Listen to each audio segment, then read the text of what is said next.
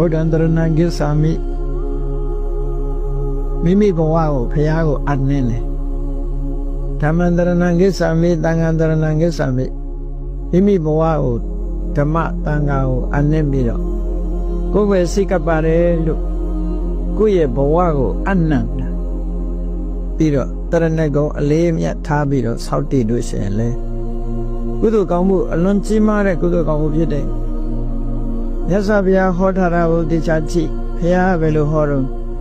ယေကေစီဗုဒ္ဓံတရဏံကတာတေနာတေဂမိတ်တန္တိအပါယဘုမေ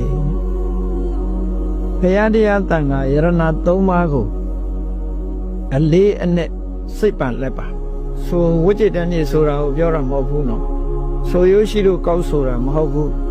တကယ်အလေးနဲ့